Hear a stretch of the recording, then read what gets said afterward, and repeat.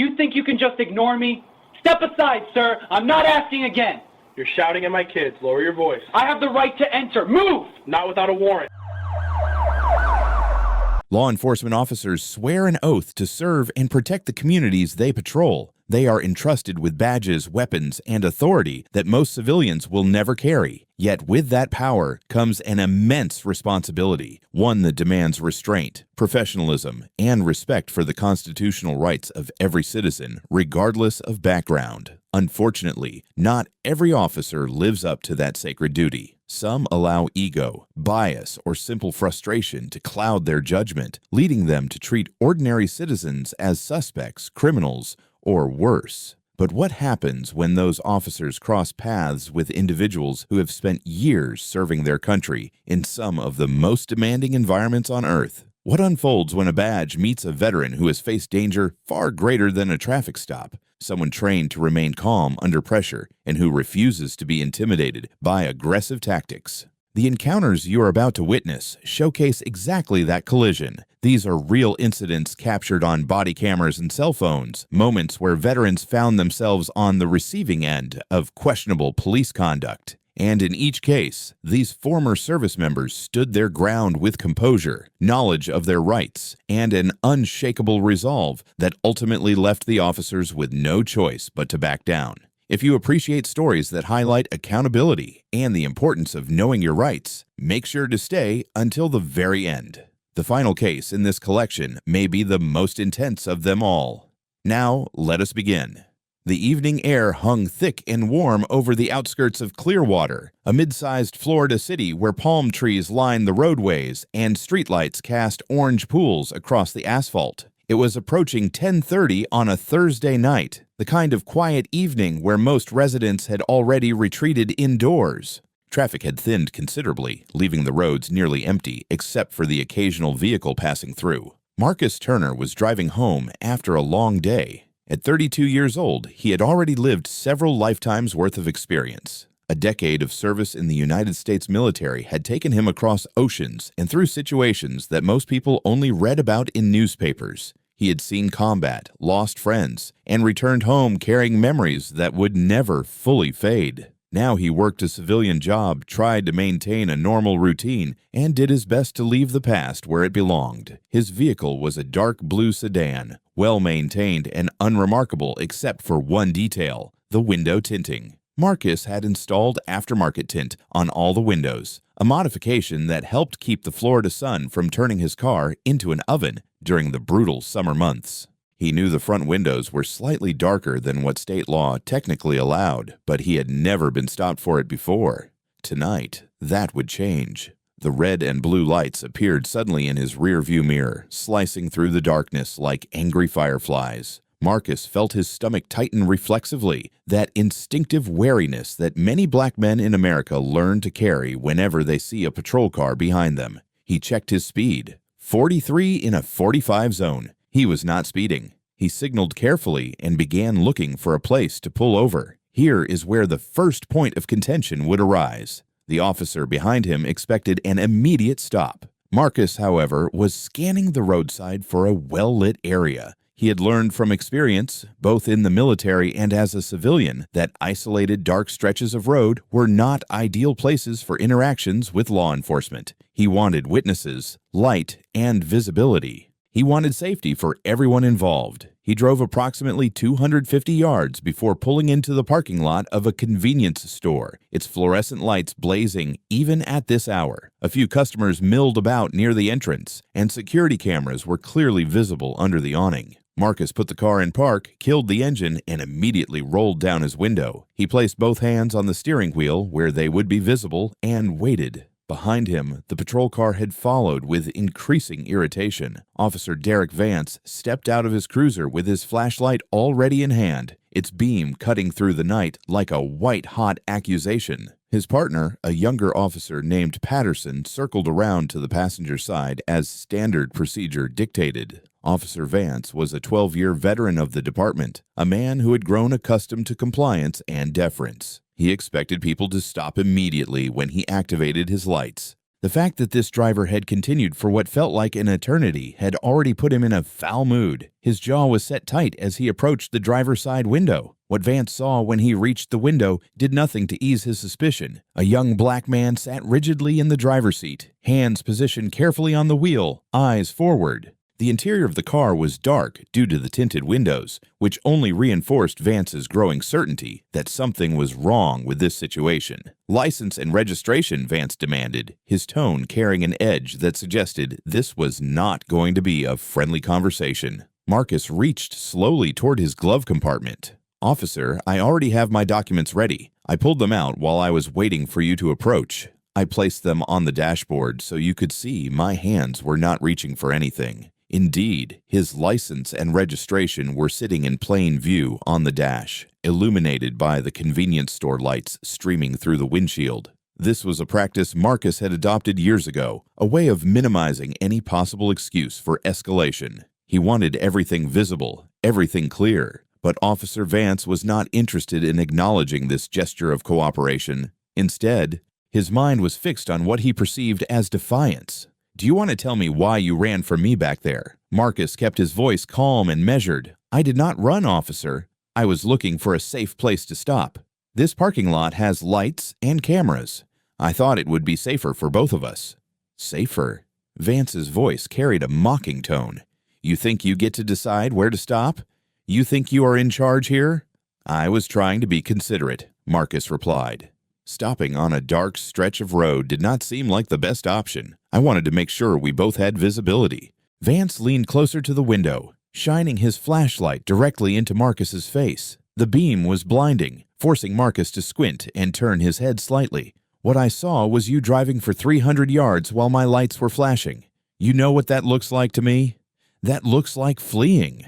That is a felony 3 in this state." Marcus felt his heart rate increase, but he forced himself to breathe steadily. He had faced situations far more dangerous than this. He had been trained to remain composed when everything around him was chaos. He would not let this officer rattle him. "Officer, I pulled over as soon as I found a safe location. My windows were down the entire time. My hazard lights were on. I was clearly not attempting to flee." "Get out of the car," Vance commanded suddenly. His hand moved toward his holster, not drawing his weapon but resting on it in a way that communicated unmistakable threat. "Am I being arrested?" Marcus asked, his voice still steady despite the adrenaline now flooding his system. "Just get out of the car. Now!" What followed was a systematic escalation that seemed designed to provoke a reaction. Officer Patterson opened the passenger door and began rifling through the glove compartment without asking permission. Vance ordered Marcus to place his hands on the roof of the vehicle, then began patting him down while asking rapid-fire questions.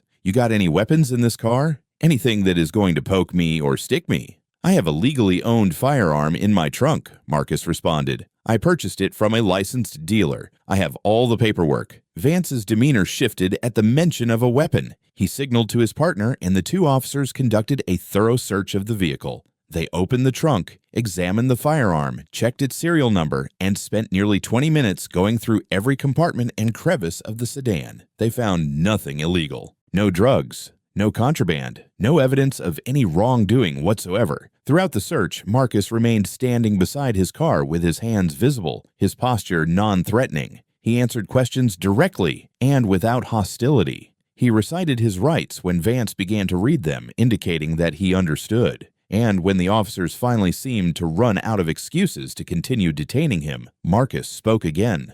"Officer, I served 10 years in the United States military. I know how to handle firearms safely and legally. I know my rights under both federal and state law. I have cooperated with everything you have asked. You have searched my vehicle and found nothing. At this point, I would like to know if I am being charged with anything, or if I am free to go."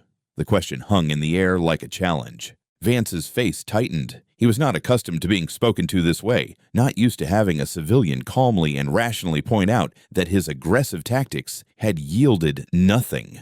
For a long moment, neither man moved. Then Vance muttered something to his partner and walked back toward his patrol car. He sat inside for several minutes, presumably running Marcus's information through the system, checking for any outstanding warrants or previous offenses that might justify further action. He found none. Marcus's record was clean. When Vance finally returned, his demeanor had shifted slightly. Some of the aggressive edge had dulled, replaced by what might have been reluctant acceptance. "All right, here is the deal. My computer system is not working properly, so I cannot write you a ticket tonight for the window tint. Also, we have a report of gunshots a few blocks away that I need to respond to. So you are getting a pass this time." Marcus nodded once, a small acknowledgement that betrayed nothing of the frustration and anger he felt inside.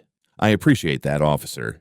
But let me give you some advice," Vance continued, his tone taking on a patronizing quality. "Those front windows are too dark. You might want to get that fixed before somebody else stops you." "I will take that under consideration," Marcus replied evenly. He waited until both officers returned to their cruiser and pulled away before he allowed himself to exhale fully. His hands were trembling slightly, not from fear, but from the effort of maintaining composure throughout an encounter that could have gone wrong in 100 different ways. He had done everything right. He had been calm, cooperative, and respectful. And still, he had been yanked from his vehicle, searched like a criminal, and threatened with felony charges for the simple act of pulling into a well-lit parking lot. As he drove the remaining distance home, Marcus found himself thinking about all the others who might not have handled that situation as well as he did. The younger version of himself might have argued back, might have raised his voice, might have given Vance the excuse he seemed to be looking for,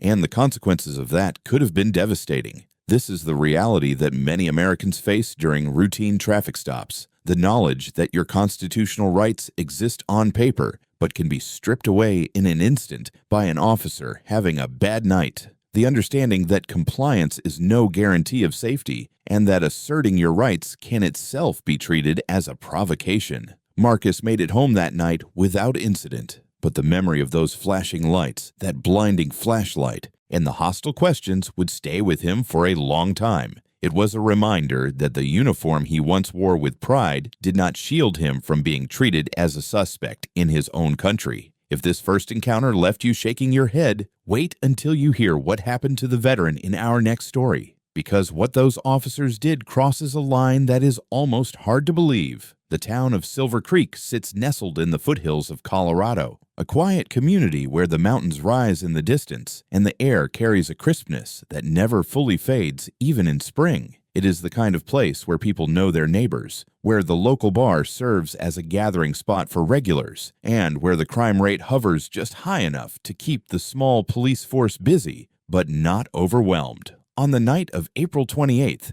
the temperature had dropped into the low 40s as the hour approached 2:30 in the morning. Most of the businesses along Main Street had gone dark, their neon signs extinguished, and their doors locked against the night. The only exception was Murphy's Tavern, though even that establishment had closed its doors more than an hour ago. Last call had come and gone, and the staff had finished their cleanup and headed home. Daniel Reeves sat alone on a wooden bench outside the tavern, his shoulders hunched against the cold. At 55 years old, he carried himself with the quiet dignity of someone who had seen too much of the world to be easily impressed or frightened by it. His graying hair was cropped short in a style that spoke to decades of military discipline, and his posture, even while seated on a cold bench at an ungodly hour, retained a certain straightness that never fully relaxed. Daniel had spent over 2 decades serving his country in the United States Navy. He had been a combat medic, one of those unsung figures who ran toward danger instead of away from it, whose job was to keep others alive when everything around them was designed to kill. He had deployed to some of the most hostile regions on Earth, had held dying men in his arms, and had somehow made it home in one piece, at least physically. Tonight, Daniel had made a responsible choice. He had gone out for a few drinks with some old friends, had enjoyed himself without excess, and when the time came to leave, he had ordered a ride through a car service app on his phone. No drunk driving, no risk to himself or others. Just a sensible decision from a man who had seen enough senseless tragedy to last several lifetimes. The app told him his driver would arrive in approximately 8 minutes. So Daniel sat on the bench outside Murphy's and waited, his phone in his hand, the screen glowing softly in the darkness. He was tired but content, looking forward to getting home and sleeping in his own bed. He did not notice the patrol car as it first passed by, but he definitely noticed when it circled back. slowed to a crawl, and then pulled to the curb about 30 feet away. The lights on top of the cruiser stayed dark, but Daniel could feel the weight of observation, even without looking directly at the vehicle. A minute passed, then another. Finally, a door opened, and a figure in uniform emerged. The officer was young, probably late 20s, with the kind of confidence that often came from inexperience rather than competence. His name tag identified him as Officer Bradley Mitchell, and he approached Daniel with the swagger of someone who had already made up his mind about what he was seeing. "Evening, sir. Everything all right here?" Daniel looked up calmly. "Everything is fine, officer. Just waiting for my ride." "Your ride?" Mitchell's tone carried skepticism. "This bar closed over an hour ago. What are you doing sitting out here?" "Like I said, I am waiting for my ride. I called a car service.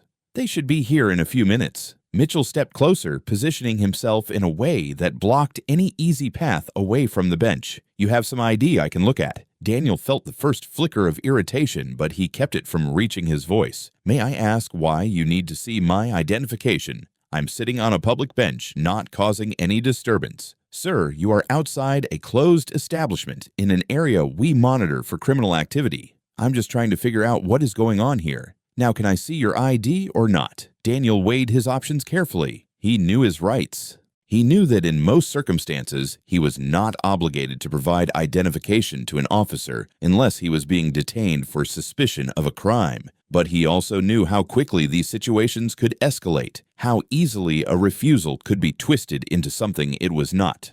"Officer, I have done nothing wrong. I am a Navy veteran. I served this country for over 20 years. Tonight, I made the responsible choice not to drive after drinking. I called a ride, and I am waiting for it right here." That is the whole story. Mitchell's jaw tightened. He was not accustomed to being refused, and the mention of military service seemed to register as an attempt to claim special status rather than as relevant context. "Sir, I am going to ask you one more time. Let me see your ID." "And I am going to tell you one more time," Daniel replied, his voice remaining steady. "I am not required to show you identification unless I am being lawfully detained." Am I being detained? The question hung between them, charged with tension. Mitchell's hand moved reflexively toward his belt, not toward his weapon, but toward his handcuffs. It was a gesture meant to intimidate, a silent reminder of who held the power in this interaction. "You know what? Yeah.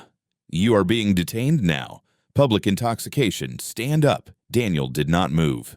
"I am not intoxicated, officer. I had a few drinks earlier this evening, which is why I called a ride instead of driving. Sitting on a bench waiting for transportation is not a crime." "I said stand up." Mitchell's voice rose sharply. What happened next would later be captured on body camera footage, documentation that would prove crucial in understanding exactly how this encounter unfolded. Daniel remained seated, his hands visible, his posture non-threatening. He repeated that he had done nothing wrong and that he was simply waiting for his ride. Mitchell reached down and grabbed Daniel's arm, attempting to pull him to his feet. Daniel did not resist, but he did not assist either, maintaining what is legally known as passive non-compliance. This distinction is important because what followed was a series of escalating actions by the officer that bore no reasonable relationship to the situation at hand. Within moments, Daniel found himself face down on the cold sidewalk, his arms wrenched behind his back, metal handcuffs biting into his wrists. He was 65 years old, a decorated veteran with no criminal history, and he was being treated like a violent offender for the crime of sitting on a bench. A second patrol car arrived shortly thereafter. Officer Pamela Garrison emerged and approached the scene, taking in the sight of her colleagues standing over a gray-haired man in handcuffs. She said nothing as Mitchell explained his version of events, which painted Daniel as uncooperative and potentially dangerous. But here is where the situation began to shift, because Daniel, even while being physically restrained and treated unjustly, never stopped advocating for himself. He calmly and repeatedly stated that he had an active ride request on his phone that his driver was en route, and that the officers could verify this themselves. "Check my phone," he said, his voice muffled by his position on the ground. "The app is right there. You can see the driver's 3 minutes away." "I am not lying to you." There was a long pause. Mitchell looked at Garrison. Garrison looked at the phone lying on the sidewalk where it had fallen during the takedown. The screen was still illuminated, still showing the car service app with a vehicle icon moving steadily toward their location. Garrison picked up the phone and examined it. She scrolled through the app, checked the estimated arrival time, and then looked back at her colleague with an expression that suggested growing discomfort. "Mitchell, this guy has a ride coming. Driver is almost here." So? He still would not identify himself. He was being non-compliant. He was sitting on a bench. The exchange that followed was captured clearly on both officers' body cameras. Garrison attempted to de-escalate, suggesting that perhaps they had gotten off on the wrong foot and that the best course of action might be to verify the ride and let the man go home. Mitchell resisted initially, his ego clearly bruised by the suggestion that he had overreacted. Meanwhile, Daniel remained on the ground, the cold seeping through his clothes, his shoulders aching from the awkward position. But he kept talking, kept asserting his rights, kept reminding them that he was a veteran who had served his country honorably for decades. "I was a combat medic," he said. "I saved lives. I served with honor. And this is how I get treated? For sitting on a bench and waiting for a ride." The words seemed to penetrate where logical arguments had not. Garrison knelt down beside Daniel and spoke to him directly for the first time. "Sir, I am going to check your ride status. If your driver is really on the way, we will get you released to them." "Okay, that is all I have been asking for," Daniel replied. The next several minutes were tense but ultimately uneventful. Garrison confirmed through the app that a driver was indeed approaching. She also ran a quick background check on Daniel, which revealed exactly what he had told them. He was a decorated Navy veteran with a spotless record, no warrants, no history of violence, nothing that would justify the treatment he had received. When the ride finally arrived, a silver sedan with a confused driver peering out at the cluster of patrol cars and flashing lights, Garrison helped Daniel to his feet and removed the handcuffs. The marks on his wrists were visible, red bands where the metal had pressed too tightly against his skin. "I apologize for how this went," Garrison said quietly. "We were trying to make sure you were safe. This area has had some problems lately." Daniel looked at her for a long moment. "I understand you have a job to do, but you need to understand that what happened here tonight was not okay. I was not a threat. I was not breaking any laws. I was just trying to get home safely, and I got thrown on the ground and handcuffed for it." He turned to Mitchell, who had remained silent during the exchange. "You ought to think about what kind of officer you want to be, because if this is how you treat people who have done nothing wrong, you are going to hurt someone someday, and you are going to have to live with that." Without waiting for a response, Daniel walked to the waiting car, climbed into the back seat, and rode away into the night. The officers watched him go, the silence between them heavy with unspoken acknowledgement of what had just transpired. This encounter raises profound questions about the nature of authority and the responsibilities that come with it. What was the actual threat that Daniel posed? What crime had he committed that justified physical force and restraint? The answer, by any reasonable standard, is none. What we witnessed here was an officer who allowed suspicion to override judgment, who treated a lawful activity as evidence of wrongdoing simply because it did not fit his expectations. And it took a second officer, one willing to actually verify the facts rather than simply defer to her colleague, to prevent the situation from becoming something far worse. Let me ask you something. Have you ever been in a situation where you felt your rights were being violated by someone in authority? How did you handle it? Drop your thoughts in the comments below. And if you are finding value in these stories, take a moment to subscribe. There is much more to come. Now let us move to our third case, which introduces a completely different dynamic. Because sometimes the person standing up to police misconduct is not even the one being directly targeted. The interstate highway that connects the coastal communities of Northwest Florida stretches through miles of pine forests and coastal marsh, a ribbon of gray asphalt cutting through landscapes that seem unchanged since long before any road was built. In Escambia County, this highway serves as a main artery for traffic moving between beach towns and larger cities inland, and it is patrolled regularly by sheriff's deputies looking for traffic violations. On the afternoon of January 5th, the winter sun hung low in a pale blue sky, casting long shadows across the roadway. The temperature hovered around 62 degrees, pleasant by local standards, the kind of day when people drove with their windows cracked open to enjoy the mild air. Victoria Hayes was driving her silver SUV along this stretch of highway, heading toward her new apartment in a neighboring town. In her late 30s, with close-cropped dark hair and an expression that suggested she did not suffer fools gladly, Victoria was a Purple Heart recipient who had served 2 combat tours overseas before returning to civilian life. She knew what it meant to face genuine danger, and she carried herself with the controlled confidence of someone who had survived things that would break most people. About 50 yards behind her, traveling in the same direction, was her younger sister Monica. The 2 women had spent the morning together, helping Victoria unpack boxes and set up furniture in the new place. Now they were heading back toward Monica's apartment, with Victoria leading the way, since Monica was not entirely familiar with the route. The flashing lights appeared suddenly in Monica's rearview mirror. She pulled to the shoulder of the road, her heart rate spiking with the anxiety that many people feel during unexpected police encounters. She had no idea why she was being stopped. Victoria, glancing in her own mirror, saw the patrol car behind her sister's vehicle. Without hesitation, she pulled her SUV to the shoulder as well, stopping about 70 feet ahead of where Monica had come to rest.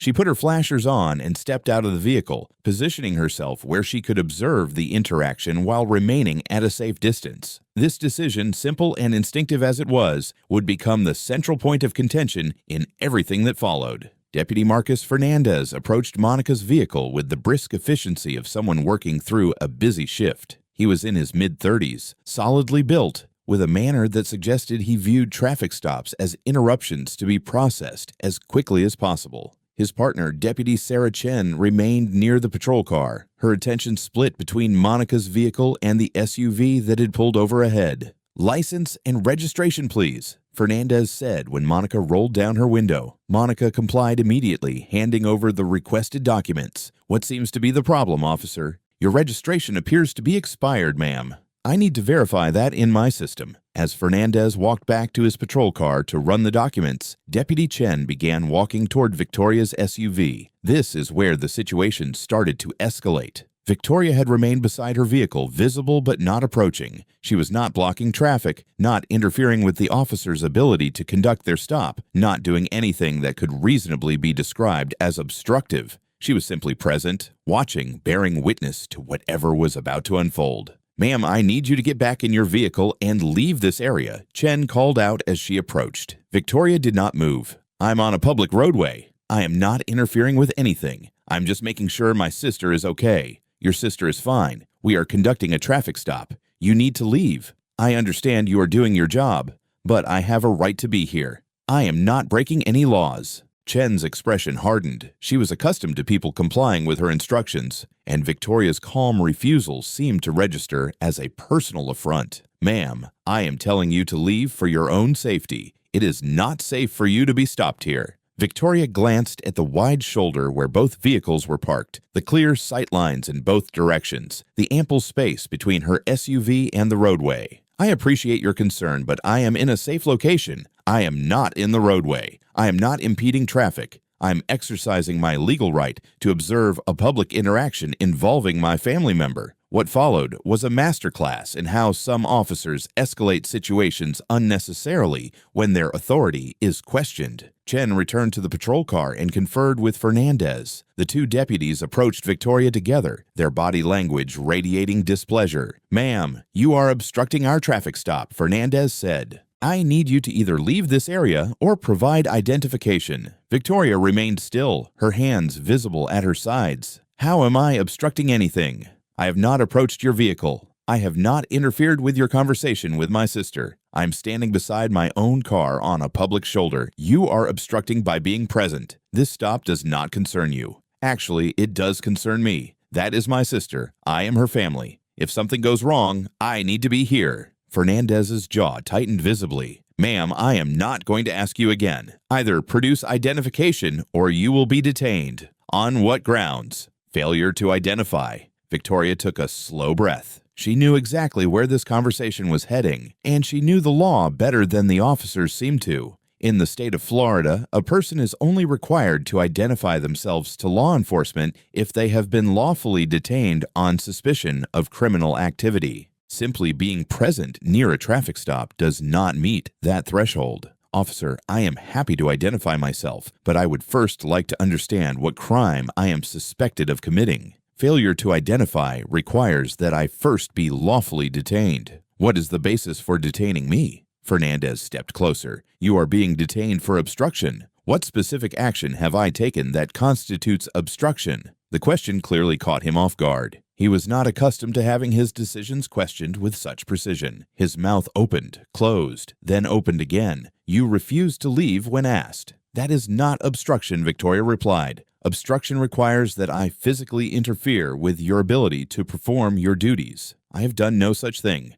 I have remained at a distance. I have not approached you or your vehicle. I have not shouted or caused a disturbance. I have simply been present. The exchange continued for several more minutes, with Victoria calmly and systematically dismantling each justification the officers attempted to provide. She asked for a supervisor. She informed them that her vehicle had a dash cam recording the entire interaction. She made clear that she knew her rights and was prepared to defend them. Eventually, Sergeant Thomas Barrett arrived on scene. A veteran officer with over 15 years of experience, Barrett listened to both sides of the dispute before making his assessment. Ma'am, he said to Victoria, I understand your concern for your sister, but my deputies have asked you to move, and I think it would be best for everyone if you complied. Victoria looked at him steadily. Sergeant, I respect your position, but your deputies have not been able to articulate any legal basis for requiring me to leave. I am on a public roadway. I am not interfering with anything. If I move to that parking lot over there, she gestured to a lot about 100 yards away, I will no longer be able to see my sister. And with all due respect, that is exactly why I am here. Barrett was quiet for a moment, clearly weighing his options. He glanced at the dash cam visible through Victoria's windshield, at the phone she had produced, and was now holding in a way that suggested it too was recording. Finally, he sighed. All right, you can stay where you are. But if anything changes, if you interfere in any way, you will be arrested. Understood? Understood. The remainder of the traffic stop proceeded without incident. Monica's registration issue turned out to be a clerical error. Her documents were actually valid, just not yet updated in the system. She received a warning rather than a citation and was sent on her way. As the sisters prepared to leave, Barrett approached Victoria one more time. You know, he said, his tone less confrontational now. You handled yourself well back there, but you made this harder than it needed to be. Victoria considered his words.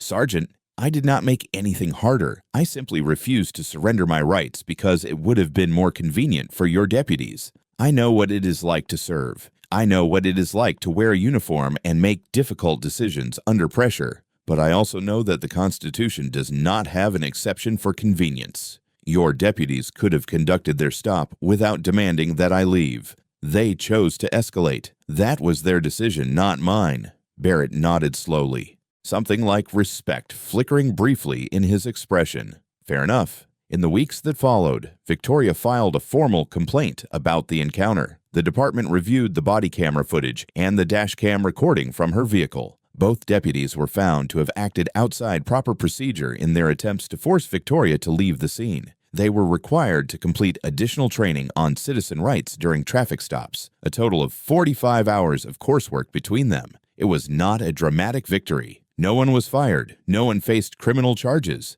But it was a reminder that knowledge is power, that calm assertion of rights can be more effective than angry confrontation, and that sometimes the most important battles are won simply by refusing to back down. Speaking of refusing to back down, our final story involves a veteran who faced an incredibly disrespectful encounter right at his own front door. What the officers said to him would make anyone's blood boil, but his response was unforgettable. The city of Riverside sprawls across the inland valleys of Southern California, a patchwork of neighborhoods ranging from affluent hillside communities to working-class districts where families have lived for generations. It is a place where summer temperatures regularly exceed 100 degrees and where the evening hours bring welcome relief from the relentless sun. On the evening of June 14th, the heat had finally begun to relent as darkness crept across the valley. Staff Sergeant Ramon Delgado was at home with his wife Elena and their 2 children, enjoying a quiet Saturday evening. The house was a modest single-story ranch-style home on a tree-lined street, the kind of place where neighbors waved at each other and children played in yards until their parents called them in for dinner. Ramon was 41 years old, with 8 years of service in the United States Army behind him. He had deployed 3 times, earned commendations for his leadership under fire, and returned home with both visible and invisible scars from his time overseas. Now he worked as a supervisor at a local manufacturing plant, coaching his daughter's soccer team on weekends, trying to build the kind of normal life that his military service had so often interrupted. The knock on the door came at approximately 8:15. It was not a polite knock, not the kind that suggests a neighbor dropping by or a delivery driver confirming an address. It was loud, insistent, demanding, the kind of knock that carries authority and expectation in every blow. Ramon muted the television and exchanged a glance with Elena. They were not expecting anyone. He walked to the door and opened it to find 2 uniformed police officers standing on his porch. The first officer was young, probably mid-20s, with the kind of aggressive stance that suggested he had something to prove. His name tag read Officer Kyle Jennings. Behind him stood a second officer, older and slightly more reserved, whose tag identified him as Officer David Park. "Good evening," Ramon said cautiously. "Can I help you?"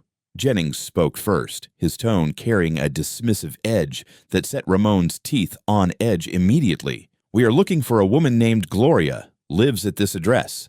There was an incident at the Children's Hospital earlier. We need to speak with her." Ramon frowned. "There is no one named Gloria here. I think you might have the wrong house. This is 4425 Mariposa Street. Yes, but I am telling you, no one by that name lives here. It is just me, my wife, and our kids." Jennings's eyes narrowed. He leaned slightly to one side, trying to see past Ramon into the interior of the house. "Who is that in there? Is that your girlfriend? Your baby mama?" The words hit Ramon like a physical blow. He felt heat rise to his face, a surge of anger that he forced himself to contain through years of disciplinary training. "Excuse me, that is my wife. We have been married for 11 years. Yeah, well, we still need to check on her. There was a report that a child at this address may have ingested something toxic. We need to make sure the kids are okay." Ramon's confusion deepened. "What are you talking about? Our children are fine. They have been home with us all day. No one has been to any hospital.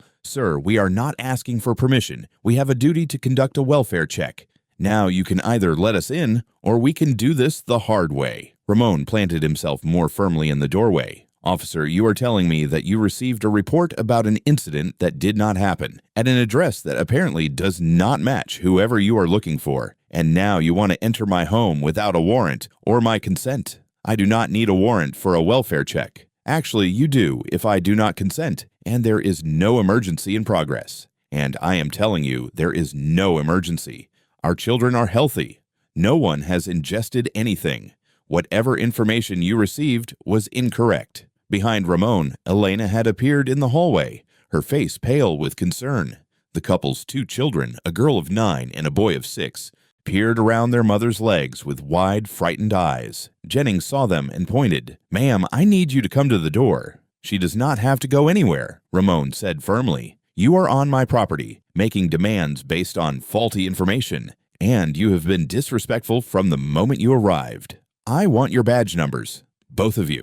Park, the older officer, finally spoke. He seemed uncomfortable with how the encounter was progressing. "Sir, we received a call from Regional Medical about a possible poisoning case. They gave us this address. We just need to verify that everyone is okay." "I appreciate that you are trying to do your job," Ramon replied, his tone slightly softer when addressing Park. "But the information you received was wrong. There is no Gloria here. There has been no incident. Our children are perfectly fine. You can see them right there. They are not in distress. There is no emergency." Jennings was not satisfied. He stepped forward, invading Ramon's personal space. "Listen, I do not know who you think you are, but I am telling you to step aside, and I am telling you that I am a decorated Army veteran with 8 years of honorable service, and you are not entering my home without proper legal authority. Now back up." The command in Ramon's voice cut through the tension like a blade. It was not a shout, not an aggressive outburst. It was the calm, controlled directive of someone accustomed to giving orders under pressure and having them followed. Jennings hesitated. For a moment, the two men stood face to face, the air between them electric with competing wills. Then Park intervened. "Kyle, let me check with dispatch. Something is not right here." He stepped back and spoke into his radio, verifying the address and the details of the report. What he learned would change everything.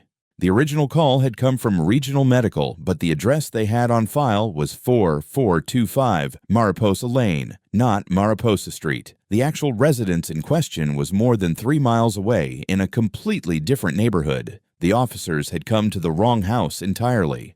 When Park shared this information with his partner, Jennings's aggressive posture deflated noticeably. He did not apologize, not explicitly, but the hostility drained from his manner. "All right," he said gruffly. "Looks like there was a mix-up. We will head to the correct address." Ramon remained in the doorway, his expression unchanged. "Before you go, I want those badge numbers, and I want you to understand something. You came to my home and disrespected my wife by asking if she was my girlfriend or my baby mama. That is not okay. That is not professional. And if that is how you conduct yourselves on a regular basis, you are going to create problems that will follow you for the rest of your careers." Park had the decency to look embarrassed. "Sir, I apologize for the confusion. That was not our intention." But Jennings could not let it go without a parting shot.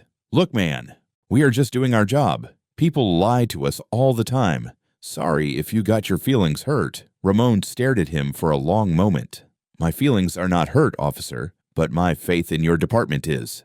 Now get off my property." The officers departed, leaving Ramon standing on his porch, his mind racing with everything that had just transpired. His children were shaken, his wife was upset, and an evening that should have been peaceful had been shattered by a combination of bureaucratic error and professional misconduct. In the days that followed, Ramon filed a detailed complaint with the police department. He included a written account of the encounter, emphasized the disrespectful language used by Officer Jennings, and requested a formal review of both officers' conduct. The department's Internal Affairs Division investigated. They pulled the body camera footage from both officers and compared it to Ramon's account. What they found largely corroborated his version of events, including Jennings's dismissive baby mama comment and his aggressive attempts to enter the home without proper authority. Both officers received letters of reprimand in their personnel files. Jennings was additionally required to complete a sensitivity training course focusing on respectful community interactions. Park, whose conduct had been more professional, was counseled on the importance of verifying information before arriving at a scene. It was not a dramatic punishment. No one lost their job or faced criminal charges. But for Ramon, the outcome represented something important: accountability. The acknowledgement that even small acts of disrespect have consequences, that citizens have the right to be treated with dignity in their own homes, and that wearing a uniform does not grant unlimited authority to demean and intimidate. What strikes me most about these 4 encounters is not the individual moments of confrontation, though those are certainly compelling. It is the pattern that emerges when you look at them together. In each case, we see officers who allowed assumptions to override observations. They approached these veterans not as citizens to be served, but as suspects to be controlled. They prioritized compliance over communication, dominance over dialogue. And in each case, they encountered individuals who refused to be intimidated. These veterans brought something to these encounters that many civilians lack. They had training in remaining calm under pressure. They had experience asserting themselves in hostile environments. They had knowledge of their constitutional rights and the confidence to invoke them. And perhaps most importantly, they had a deep understanding of what legitimate authority looks like, which made them acutely aware when they were facing something else entirely. But here is the thing that should trouble all of us. These veterans should not need combat experience to navigate a traffic stop safely. Citizens should not need military training to assert their constitutional rights without fear. The fact that these encounters turned out relatively well, that no one was seriously injured, that the veterans were ultimately released, does not erase the fundamental problem that these situations reveal. Every day across this country, people face similar encounters. Some handle them with the same composure we witnessed in these stories. Others, lacking that training and experience, react differently. They argue, they resist, they panic, and sometimes Those reactions lead to outcomes far more tragic than anything we have discussed today. The officers in these stories were not monsters. They were human beings doing difficult jobs under stressful conditions. But being human is not an excuse for violating someone's rights. Having a difficult job does not justify treating citizens as enemies. And wearing a badge should mean being held to a higher standard, not exempted from accountability. As we close, I want to leave you with a question. What would you have done in these situations? Would you have remained as calm as these veterans did? Would you have known your rights well enough to assert them? And if you were the officer on the other side of these encounters, how would you want to be remembered? These are not easy questions, but they are important ones. Because the relationship between police and citizens is built on millions of individual interactions, each one an opportunity to build trust or erode it, to demonstrate professionalism or undermine it, to uphold the law or make a mockery of it. I want to thank you for staying with me through these stories. If they made you think, made you feel something, made you want to learn more about your own rights and responsibilities, then they have served their purpose. Until next time, stay informed, know your rights, and never forget that courage comes in many forms, sometimes on battlefields overseas, and sometimes on the streets of the communities we call home.